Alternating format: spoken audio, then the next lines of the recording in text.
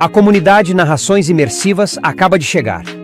Torne-se membro e tenha acesso a todos os nossos livros, sem interrupções ou propagandas. E em formato de MP3, ouça diretamente da nossa plataforma no Hotmart. Por menos de uma Coca-Cola por mês, você assina nossa comunidade e apoia diretamente nosso trabalho. Não perca mais tempo e venha curtir mais uma forma de ouvir Narrações Imersivas. Link para assinar a comunidade na descrição ou no primeiro comentário fixado. Fique agora com mais um episódio imersivo.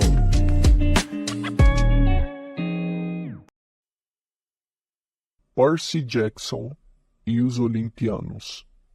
Escrito por Rick Riordan. Livro 3, A Maldição do Titã. Narração, Danilo Oliveira.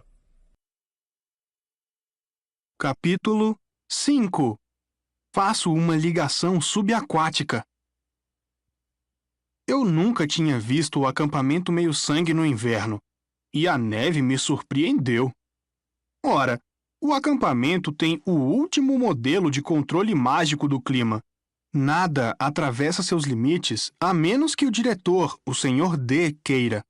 Pensei que fosse estar quente e ensolarado, mas em vez disso, a neve tivera permissão para cair levemente.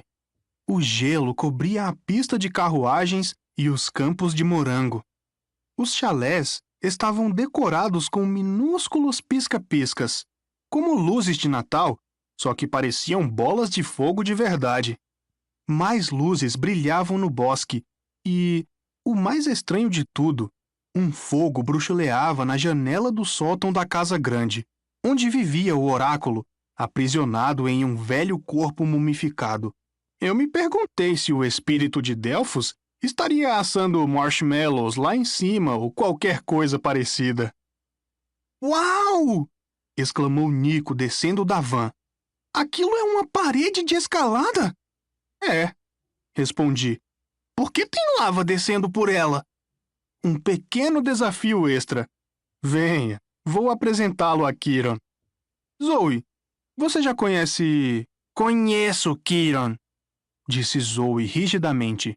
"Diz-lhe que estaremos no chalé 8. Caçadoras, segui-me."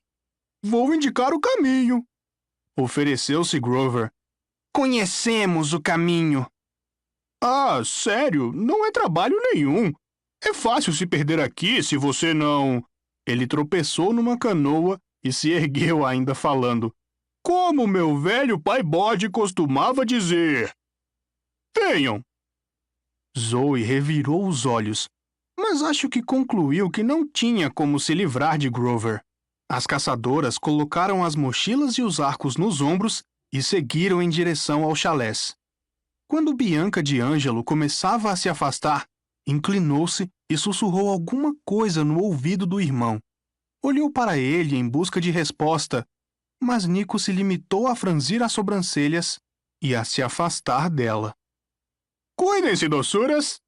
gritou Apolo para as caçadoras, e piscou para mim. "Cuidado com aquelas profecias, Percy. Vejo você em breve." "O que você quer dizer?" Em vez de responder, ele saltou de volta na van. "Até mais, Thalia!" gritou. "E, comporte-se!" Ele dirigiu-lhe um sorriso travesso, como se soubesse de algo que ela não sabia. Então fechou as portas e ligou o motor. Virei-me de lado quando a carruagem do sol decolou numa explosão de calor. Quando olhei para trás, o lago estava fumegando. Um Maserati vermelho ergueu-se acima do bosque, ficando mais brilhante e subindo cada vez mais até desaparecer num raio de sol. Nico ainda parecia irritado. Perguntei-me o que a irmã teria lhe dito. "Quem é Kiron?" perguntou ele. "Não tenho sua estatueta." "Nosso diretor de atividades", respondi. "Ele é... Bem, você vai ver. Se essas caçadoras não gostam dele..." resmungou Nico. "Isso já é muito bom para mim. Vamos!" A segunda coisa que me surpreendeu no acampamento era quanto estava vazio. Bem, eu sabia que a maior parte dos meios-sangues só treinava durante o verão. Apenas os que ficam o ano todo estariam ali. Aqueles que não tinham casa para onde ir ou que seriam excessivamente atacados por monstros se saíssem.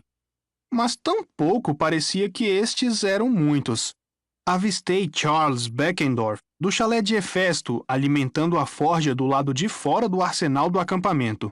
Os irmãos Stowe, Travis e Connor, do chalé de Hermes, forçavam o cadeado da loja do acampamento.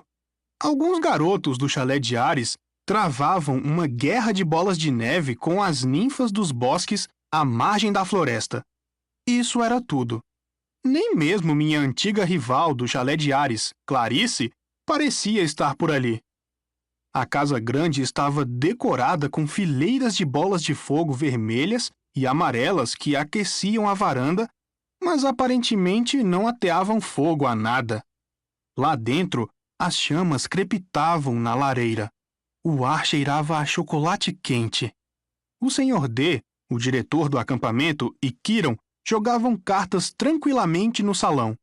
A barba castanha de Kiran estava mais peluda por causa do inverno. Os cabelos cacheados pareciam um pouco mais compridos. Ele não estava se passando por professor esse ano, então acho que podia se dar ao luxo de ser casual. Vestia um suéter felpudo com estampa de marca de patas e tinha no colo um cobertor que quase ocultava por completo a cadeira de rodas. Ele sorriu quando nos viu. Percy! Talia! Ah! E esse deve ser... Nico D'Angelo. Apresentei.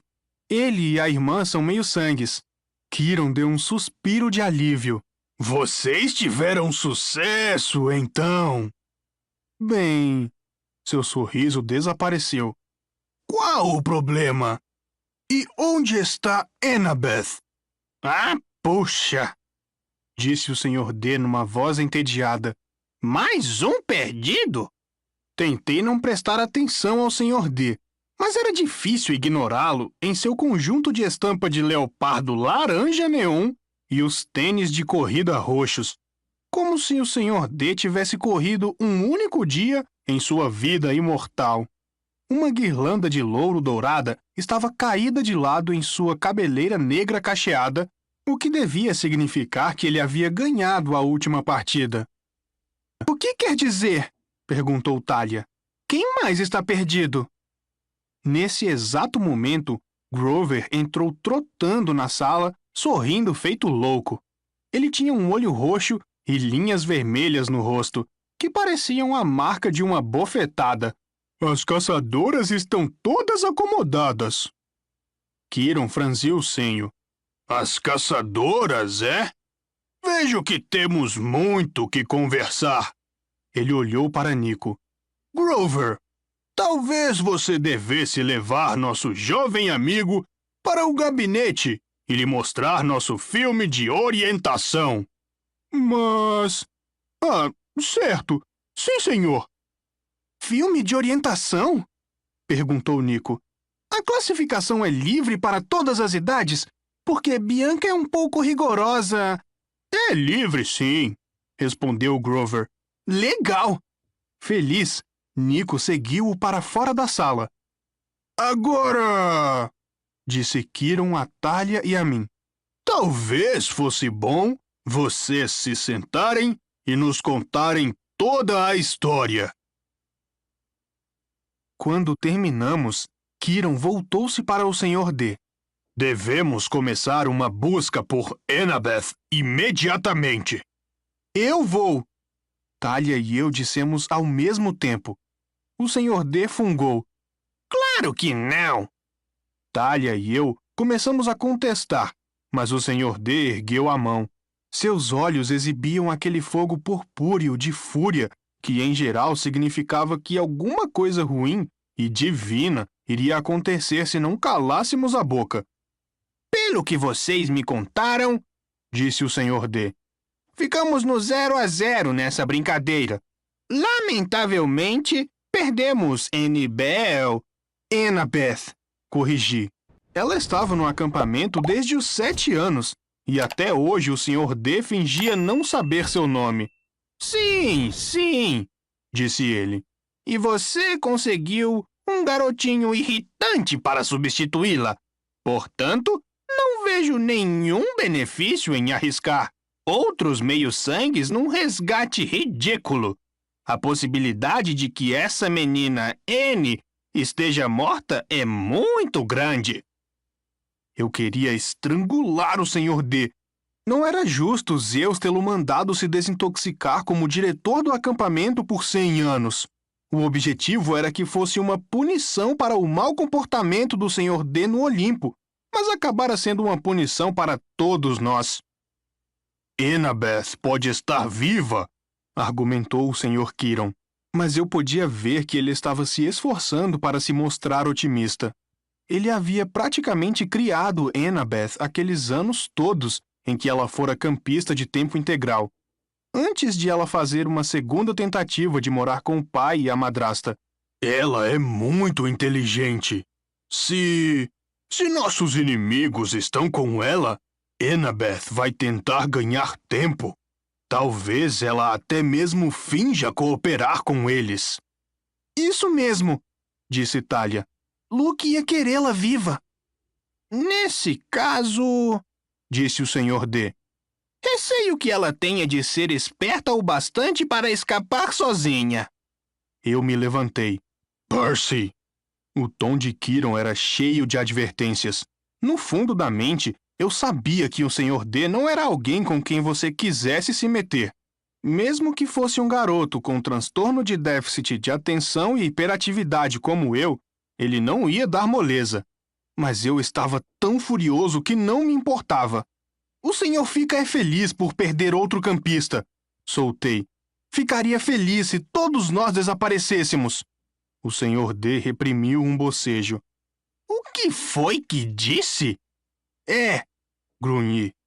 Só porque o senhor foi enviado para cá como punição, não tem de ser um idiota preguiçoso. É a sua civilização também. O senhor podia tentar ajudar um pouquinho. Por um segundo, não se ouviu outro som que não fosse o crepitar do fogo. A luz se refletia nos olhos do Sr. D, dando-lhe uma aparência sinistra. Ele abriu a boca para dizer algo, provavelmente uma maldição que me transformaria em migalhas, quando Nico entrou intempestivamente na sala, seguido por Grover. Super legal! Gritou Nico, estendendo as mãos para Kiron. Você é um centauro! Kiron conseguiu dar um sorriso nervoso. Sim, Sr. D'Angelo. Embora eu prefira me manter na forma humana nesta cadeira de rodas nos... primeiros encontros. E... Uau! Ele olhou para o Sr. D. Você, o cara do vinho? Não acredito! O Sr. D tirou os olhos de mim e lançou a Nico um olhar de aversão. Cara do vinho? Dioniso, não é? Ah, uau! Tenho sua estatueta. Minha estatueta. No meu jogo, Mitomagia, e uma carta holográfica também. E, mesmo você tendo apenas uns 500 pontos de ataque, e todos pensando que você é a pior das cartas de deuses, eu acho seus poderes o máximo, de verdade. Ah! O Sr. D parecia verdadeiramente perplexo, e é provável que isso tenha salvado minha vida. Bem, isso é... gratificante. Percy, disse Kiron mais que depressa. Você e Thalia desçam para os chalés. Informem aos campistas que vamos ter o jogo de captura da bandeira amanhã ao anoitecer. Captura da bandeira? Perguntei. Mas não temos muitos... É uma tradição, disse Kiron. Uma disputa amistosa, sempre que as caçadoras nos visitam. Murmurou Thalia. Aposto que vai ser mesmo amistosa. Kiron virou a cabeça bruscamente para o Sr. D, que ainda estava de testa franzida enquanto Nico falava sobre quantos pontos de defesa todos os deuses tinham em seu jogo. Vão agora, disse-nos Kiron. Ah, ok, concordou Thalia. Venha, Percy. Ela me arrastou da casa grande antes que Dioniso pudesse lembrar que queria me matar. Você já está na lista negra de Ares, lembrou-me Thalia enquanto caminhávamos até os chalés. Precisa de outro inimigo mortal? Ela estava certa. No meu primeiro verão como campista, eu me envolvera numa luta com Ares, e agora ele e todos os seus filhos queriam me matar. Eu não precisava deixar Dioniso furioso também. Desculpe-me, disse eu. Não consegui evitar. É tão injusto. Ela parou perto do arsenal e olhou ao longo do vale na direção do topo da colina meio-sangue. Seu pinheiro ainda estava lá, o velocino de ouro brilhando no galho mais baixo. A magia da árvore ainda protegia os limites do acampamento, mas não usava mais o espírito de Thalia como força. Percy, tudo é injusto, murmurou Thalia. Às vezes eu queria... Ela não terminou, mas sua voz estava tão triste que senti pena. Com os cabelos negros desfiados e as roupas punk também pretas, um velho sobretudo de lã parecia uma espécie de corvo gigante, completamente deslocada na paisagem branca. Vamos trazer Annabeth de volta, prometi. Só não sei ainda como. Primeiro, descobri que Luke estava perdido, disse ela. Agora Annabeth... Não pense assim. Você tem razão. Ela endireitou o corpo. Vamos encontrar uma maneira. Adiante, na quadra de basquete, algumas caçadoras treinavam arremesso. Uma delas discutia com um garoto do chalé de Ares. O garoto estava com a mão na espada e a caçadora parecia prestes a trocar a bola de basquete por um arco e flecha a qualquer instante.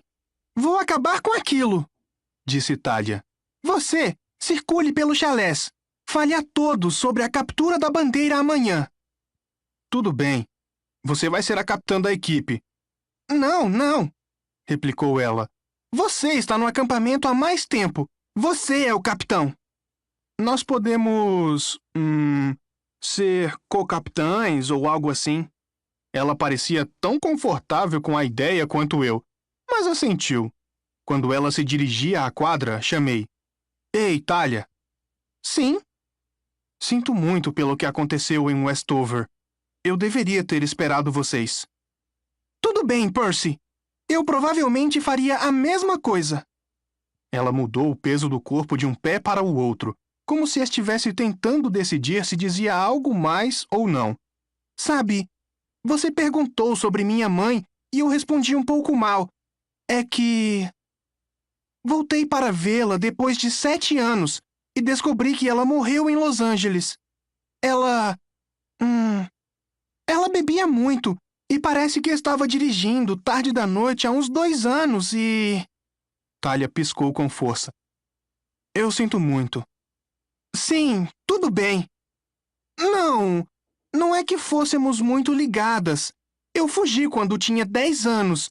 Os melhores 2 anos da minha vida foram quando eu estava andando por aí com Luke e Annabeth. Mas ainda assim... Foi por isso que teve dificuldade com a Van do Sol. Ela me lançou um olhar desconfiado. O que quer dizer com isso? A maneira como você ficou rígida, sem querer assumir o volante, devia estar pensando na sua mãe. Lamentei ter dito aquilo. A expressão de Thalia estava perigosamente semelhante à de Zeus na única vez em que eu o vira furioso, como se a qualquer minuto seus olhos fossem lançar uma descarga de 1 milhão de volts. Murmurou ela. Deve ter sido isso. Então seguiu na direção da quadra, onde o campista de Ares e a caçadora tentavam se matar com uma espada e uma bola de basquete. Os chalés eram a mais estranha coleção de edificações que já se viu. Os chalés 1 e 2, grandes construções de colunas brancas que pertenciam a Zeus e a Hera, ficavam no meio, com 5 chalés de deuses à esquerda e 5 chalés de deusas à direita, formando um U em torno do gramado central e da churrasqueira. Fiz a ronda, contando a todos sobre a captura da bandeira. Acordei um garoto de Ares de seu cochilo do meio-dia e ele gritou que eu fosse embora. Quando perguntei onde Clarice estava, ele disse: "Saiu numa missão a pedido de Kiron, altamente secreto." "Tudo bem com ela?" "Não tenho notícias dela há um mês. Está desaparecida." "Que é como vai ficar o seu traseiro se você não der o fora daqui?" Resolvi deixá-lo dormir. Por fim, cheguei ao chalé 3, o de Poseidon. Era uma construção baixa e cinza talhada em rocha marítima, incrustada com fósseis de conchas e coral. Lá dentro estava vazio como sempre, exceto pelo meu beliche. Um chifre de minotauro pendia da parede, perto do meu travesseiro. Tirei o boné de beisebol de Annabeth da mochila e o deixei na mesinha de cabeceira. Eu o devolveria a ela quando a encontrasse. E eu iria encontrá-la. Tirei o relógio de pulso e ativei o escudo. Ele estalou ruidosamente enquanto se projetava numa espiral. Os espigões do Dr. Espinheiro haviam amassado o bronze em cerca de uma dezena de pontos. Um corte impedia que o escudo se abrisse por completo, fazendo-o parecer uma pizza na qual faltava 2 fatias. As bonitas imagens de metal que meu irmão fizera com tanta habilidade estavam todas danificadas. Na imagem em que eu e Annabeth lutávamos contra a Hidra, parecia que um meteoro havia aberto uma cratera em minha cabeça. Pendurei o escudo em seu gancho, perto do chifre do Minotauro, mas agora era doloroso olhá-lo. Talvez Beckendorf, do chalé de Hefesto, pudesse consertá-lo para mim. Ele era o melhor ferreiro de armas no acampamento. Eu falaria com ele no jantar. Estava olhando o escudo quando percebi um som estranho, de água gorgolejando, e notei que havia algo novo no quarto. No fundo do chalé, via-se uma grande bacia de rocha marítima cinza, com uma torneira semelhante à cabeça de um peixe esculpida na pedra. De sua boca jorrava um fluxo aquático, uma fonte de água salgada que escorria para a bacia. A água devia ser quente, pois lançava névoa no ar frio do inverno, como em uma sauna. E isso deixava o quarto morno, renovado com o cheiro do mar, como em um dia de verão. Fui até a bacia. Não havia bilhete nem nada, mas eu sabia que só podia ser um presente de Poseidon. Olhei a água e disse: "Obrigado, pai." A superfície ondulou. No fundo da bacia, moedas reluziam. Uma dúzia, mais ou menos, de dracmas de ouro. Percebi para que servia a fonte. Era um lembrete para eu me manter em contato com a família. Abri a janela mais próxima, e a luz do sol invernal criou um arco-íris na névoa. Então, pesquei uma moeda na água quente. "Íris, ó deusa do arco-íris", disse eu, "aceite a minha oferenda." Joguei uma moeda na névoa e ela desapareceu. Então, me dei conta de que não sabia com quem deveria entrar em contato primeiro. Minha mãe? Essa seria a coisa certa para o bom filho fazer. Mas ela ainda não devia estar preocupada comigo. Estava acostumada ao meu desaparecimento por dias ou semanas consecutivos. Meu pai? Já fazia muito tempo, quase 2 anos desde que falara de fato com ele. Mas será que se podia enviar uma mensagem de Íris para um deus? Eu nunca havia tentado. Será que isso o deixaria furioso, como uma ligação de telemarketing ou coisa assim? Hesitei. Então me decidi. "Me mostre Tyson", pedi, "nas forjas dos Ciclopes." A névoa estremeceu e a imagem de meu meio-irmão surgiu. Ele estava cercado de fogo, o que teria sido um problema se não fosse um ciclope. Ele se encontrava debruçado sobre uma bigorna, martelando uma lâmina de espada incandescente. Havia uma janela de moldura de mármore atrás dele que dava para a água azul escura, o fundo do oceano. "Tyson!" gritei. Ele não me ouviu da primeira vez por causa do barulho do martelo e das chamas. "Tyson!" Ele se virou e seu único e enorme olho se arregalou. Seu rosto abriu-se num sorriso amarelo e torto. Percy! Ele largou a lâmina da espada e correu para mim, tentando me abraçar. A imagem se tornou embaçada e eu instintivamente recuei. Tyson, é uma mensagem de Iris. Eu não estou aqui de verdade. Ah! Ele voltou a ficar visível. Parecia constrangido. Ah, eu sabia disso. Claro! Como você está? Perguntei. Que tal o emprego? Seu olho se iluminou. Estou adorando o trabalho. Olhe! Ele pegou a lâmina quente da espada com as mãos nuas. Fui eu que fiz. É muito legal. Escrevi meu nome nela. Bem aqui. Impressionante. Ouça, você fala com o papai com frequência? O sorriso de Tyson desapareceu. Não muito. Papai vive ocupado. Está preocupado com a guerra. O que quer dizer com isso? Tyson suspirou. Enfiou a lâmina da espada pela janela, onde ela fez uma nuvem de bolhas ferventes. Quando Tyson a trouxe de volta, o metal estava frio. Velhos espíritos marítimos estão criando problemas. Egeu, Oceano, esses caras. Eu sabia por alto do que ele estava falando. Ele se referia aos imortais que governavam os oceanos nos tempos dos titãs, antes que os olimpianos tomassem o poder.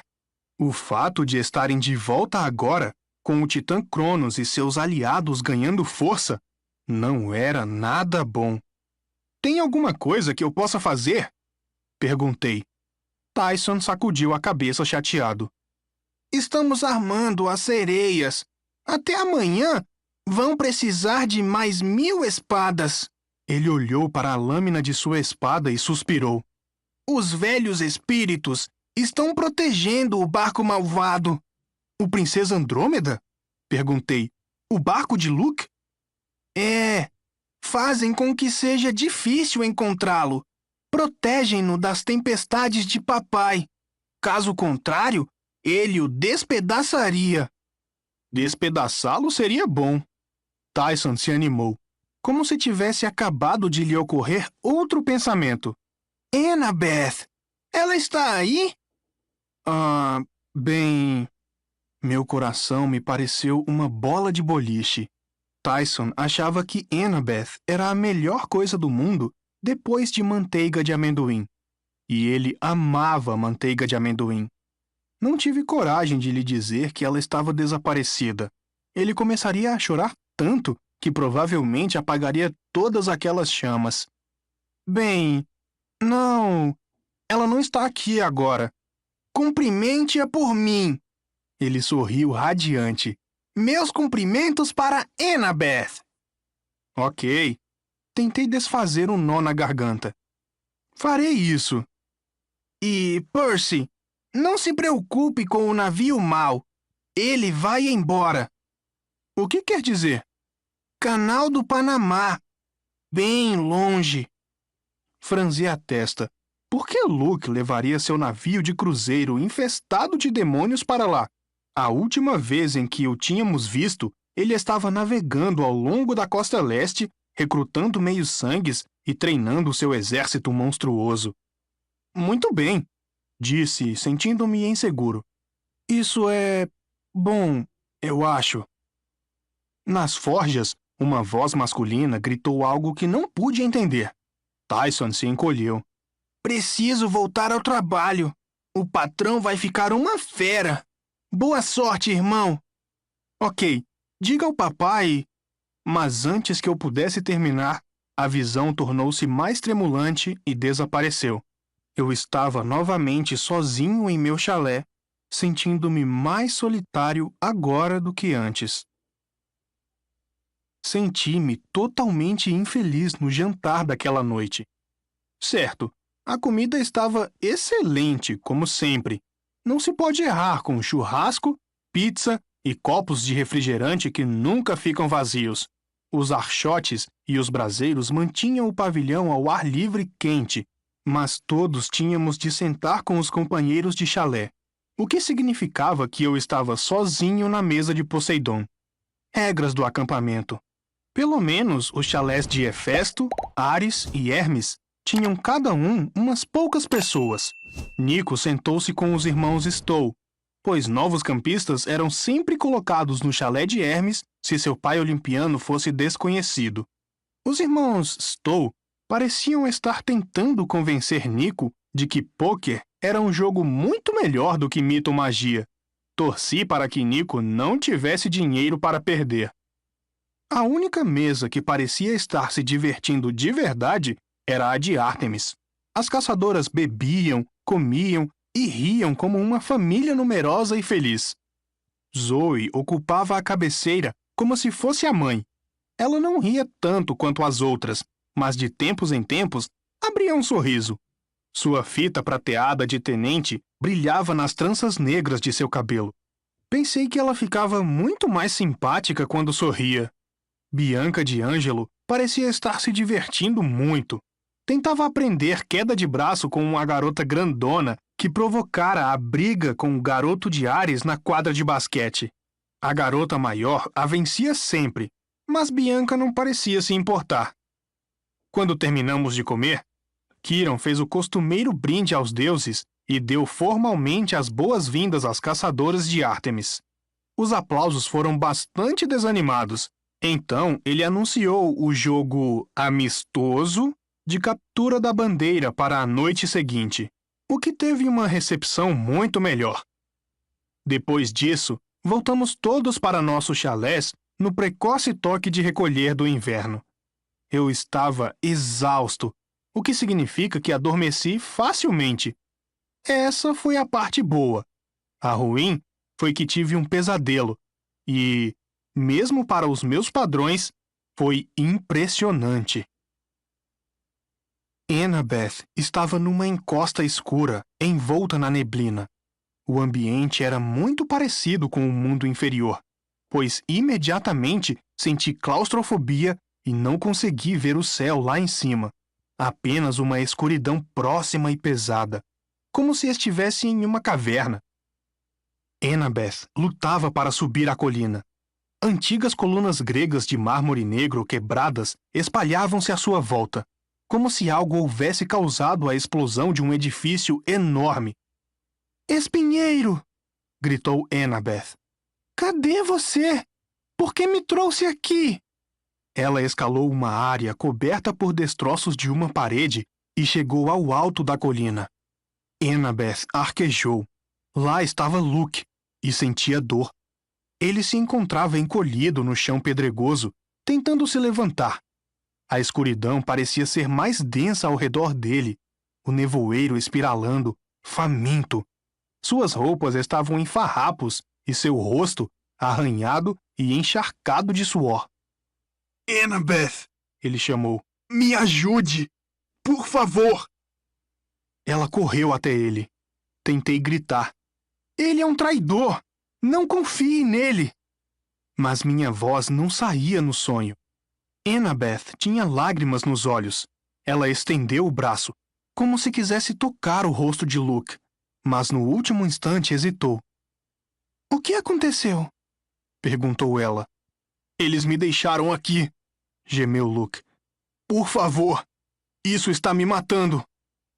Eu não conseguia ver o que havia de errado com ele, que parecia estar lutando contra alguma maldição invisível, como se o nevoeiro o estivesse espremendo para a morte. "Por que eu deveria confiar em você?" perguntou Annabeth. Sua voz estava cheia de mágoa. "Não deveria", respondeu Luke. "Fui horrível com vocês, mas, se não me ajudar, eu vou morrer." "Deixe que ele morra", eu queria gritar. Luke tentara nos matar a sangue frio muitas vezes. Não merecia nada de Annabeth. Então a escuridão acima de Luke começou a se esfacelar, como o teto de uma caverna num terremoto. Imensos blocos de pedra negra começaram a cair. Annabeth lançou-se para ele no momento em que uma rachadura apareceu e todo o teto veio abaixo. Ela o sustentou de alguma forma. Toneladas de pedras. Evitou que desabasse sobre ela e Luke apenas com sua força. Impossível! Ela não teria conseguido fazer aquilo. Luke rolou para longe, livre e arquejando. Obrigado, conseguiu dizer.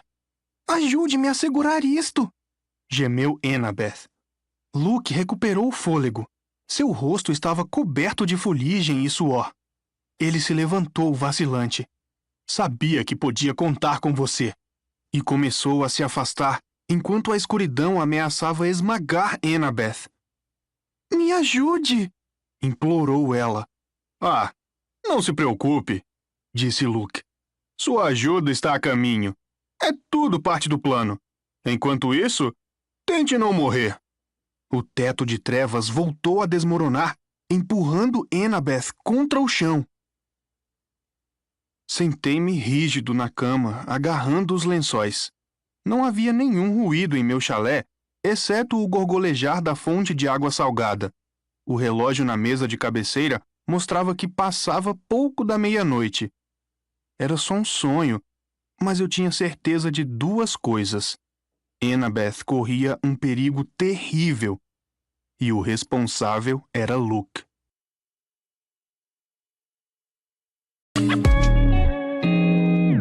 O canal Narrações Imersivas agradece por ter ouvido mais um episódio conosco.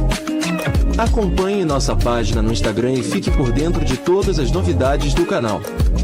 E se você vê valor nesse projeto, considere apoiá-lo. Faça parte da nossa comunidade no Hotmart. Até a próxima com mais uma narração imersiva.